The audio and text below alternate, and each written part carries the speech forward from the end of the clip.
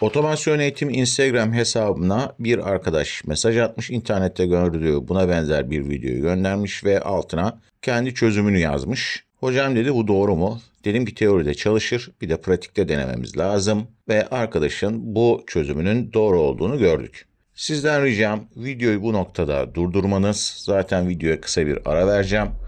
Elinize kağıt kalem alın ve kendi çözümlerinizi bu kağıda yazın. Eğer burada anlattığımdan farklı çözümleriniz varsa da bunu YouTube'daki bu videonun altına yorum olarak ekleyebilirsiniz.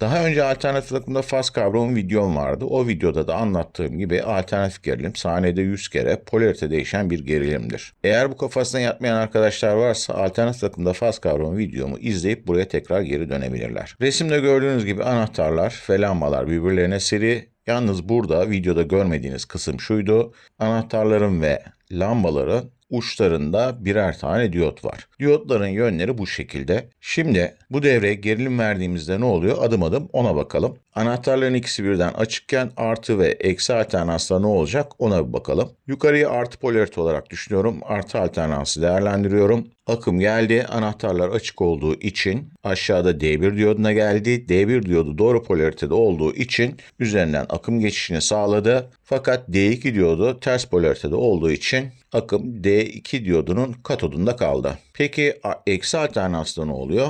Eksi alternansta da kaynağın üst ucunu eksi olarak değerlendiriyorum. Anahtarlar açık. Akım D1 diyoduna geldi. D1 diyodunun anoduna geldiği için D1 diyodu ters polaritede ve akım D1 diyodunda kaldı, geçemedi. A1 anahtarını kapadık. Artı alternans olarak düşünüyorum. Artı alternansta D1 zaten doğru polaritedeydi ama yukarıda anahtar kapalı olduğu için akım yukarıdaki A1 anahtarından geçti. A2 anahtarına geldi.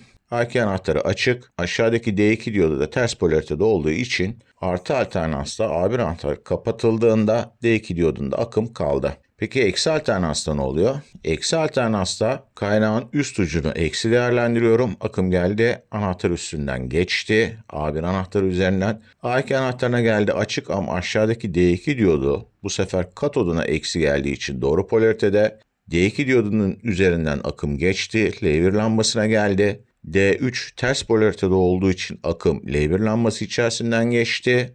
L2 lambasına geldiğinde de bu sefer L2 lambasının içerisinde bir direnç var ama aşağıdaki D4 diyodu doğru polaritede, D4 diyodu üzerinden geçti ve kaynağın artı ucunu buldu. Burada A1 anahtarı kapatıldığında eksi alternansla L1 lambası yandı. Artı alternansla hiçbir lambada yanmamıştı ama A1 anahtarı eksi alternansla L1 lambasını yaktı. Şimdi A2 anahtarını kapadığınızı düşünün. A2 anahtarı kapatıldığında artı alternansla ne oluyor? Yukarıya artı olarak değerlendiriyorum kaynak ucunu. A1 anahtarı açık ama D1 üzerinden akım geçiyor. A2 anahtarına geliyor. D2 ters polaritede, fark etmez ama A2 anahtarı kapalı. A2 anahtarı üzerinden akım geçiyor.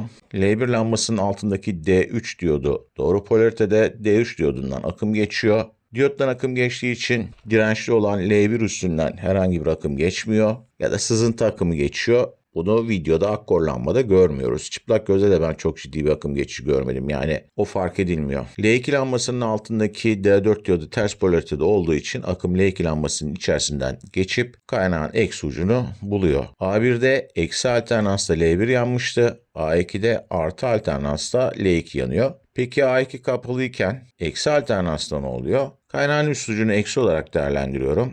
A2 kapalı fakat akım A2'ye gelemiyor çünkü D1 diyodunun anoduna geliyor akım. Ters polaritede olduğu için D1 diyodundan akım geçemiyor ve akım bu noktada kalıyor. Evet, kısaca çözümü bu şekilde anlatabiliriz. Arkadaşlar, bu bir beyin jimnastiği videosuydu. Bu videoda böyleydi. Bir sonraki videoda görüşmek üzere.